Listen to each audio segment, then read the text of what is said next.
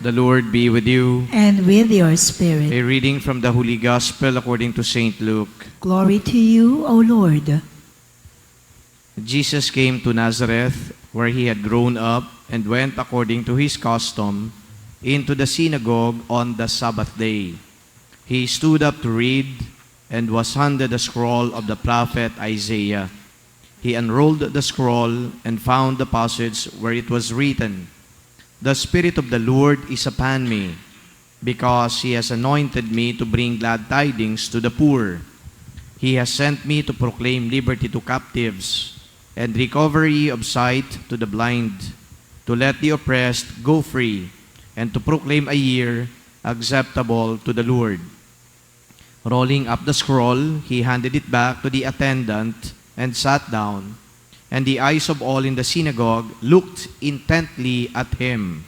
He said to them, "Today, this scripture passage is fulfilled in your hearing." And all spoke highly of him, and were amazed at the gracious words that came from his mouth. They also asked, "Is this not the son of Joseph?" He said to them, "Surely you will quote me this proverb, 'Physician, cure yourself,' and say, 'Do here in your native place the things that we heard were done in Capernaum.' And he said, 'Amen, I say to you, no prophet is accepted in his own native place. Indeed, I tell you, there were many widows in Israel in the days of Elijah, when the sky was closed for 3.5 years, and a severe famine spread over the entire land. It was to none of these that Elijah was sent, but only to a widow in Sarephath in the land of Sidon.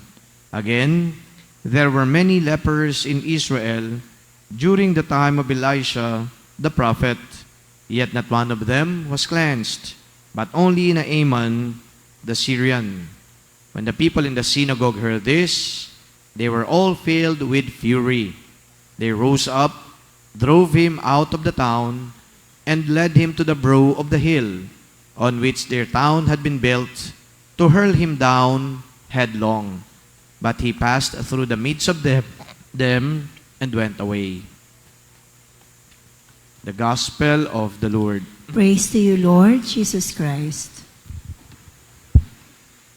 Kapag nagdadasal po tayo, minsan, ganito po yung, kumbaga ay sinasabi natin, "I claim it, mangyayari yan."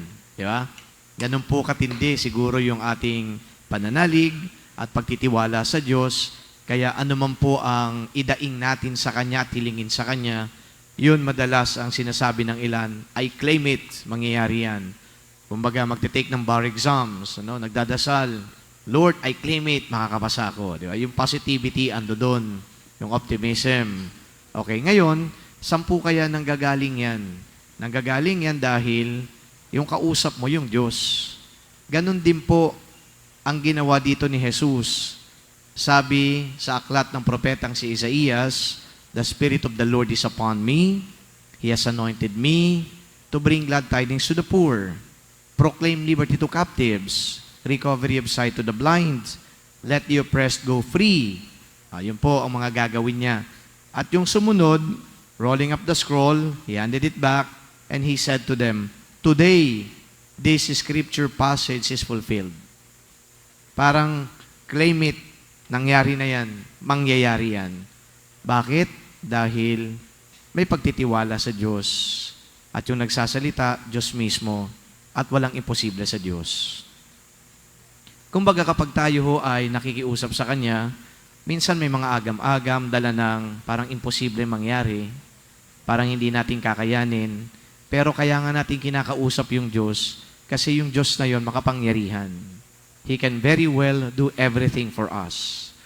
At kung i-reflect ko ho, uulitin ko, yung binanggit ko ulit kanina at binasa, ganun din, I claim it, nangyari na yan.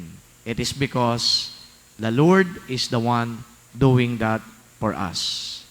So kumbaga, magtatanong din tayo, kung Diyos makapangyarihan, bakit naman hindi naman kaagad-agad? Nangyayari yung mga gusto natin. Parang kino-convince ko lang ba sarili ko? Parang kinakampante ko lang ba sarili ko para hindi na ako maguguluhan, para hindi na ako mabibigatan? Is that the way to do it? I'm just trying to console myself, and deep in my heart, it's really not going to happen. Pero kapag ganun ho yung attitude natin, kapag tayo ho ay nagdadasal, ay parang defeatist din. Parang inilabas lang, expression of words, pero yung kalooban pala, hindi buong buo yung pagtitiwala.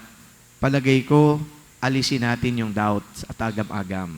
Ibig sabihin, when we kneel down and pray, talk to God, pour out everything, and be confident, it's not you who is going to deliver such thing, but it is the one whom you are talking to, and that one is God.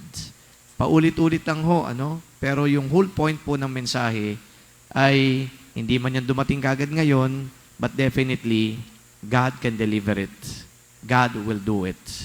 Hindi yan sense of optimism lang, but it is buoyed by the fact that our faith, my faith, your faith, is fully convinced that it is the Lord who will do things for us.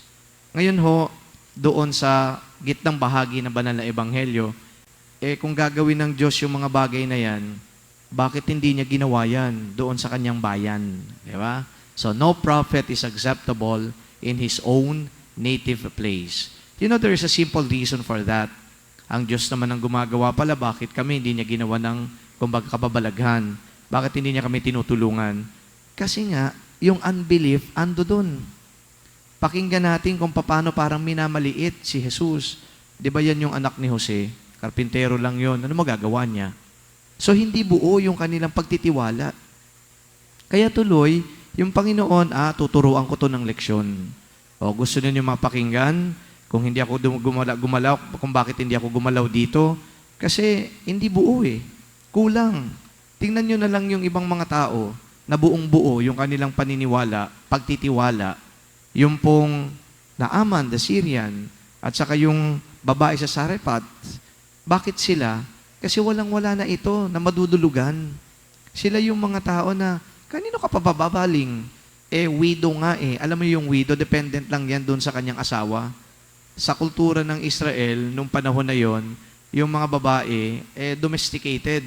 Di sila nagtatrabaho, provider talaga yung lalaki, sila yung nagbibigay ng lahat, sila yung kumbaga ay nagpapakain, o kung ano-ano pangailangan dapat, namatay na. So, sino pa ang lalapitan nitong babaeng ito? Walang iba kundi magtiwala sa Diyos. Kaya yun ang ginawa niya. Ano nang kababalaghan? Ganon din yung leper. Okay? Ano pang gagawin nito? Magtiwala sa Diyos kasi wala naman ding lumalapit sa akin eh. Pinandidirihan nga ako ng mga tao eh. Outcast nga ako eh. Sino pa babalingan ko dito? Wala naman akong pwede makausap dito. Lalapit ako sa Diyos, and then, lo and behold, miracles were performed. Yung pananalig ulit, yung pinaka-point dito. Tingnan natin kung anong naging reaction ng mga tao nung mapakinggan nila yung kwentong yon. Anong reaction ng mga tao? Mukhang ihuhulog pa si Jesus sa mataas na lugar. Para ano? Para patayin. Again, it shows the lack of faith of the people. My dear friends, brothers and sisters, today it is the Lord telling us, claim it. It's gonna happen. It's gonna happen because it is God who'll provide. Amen.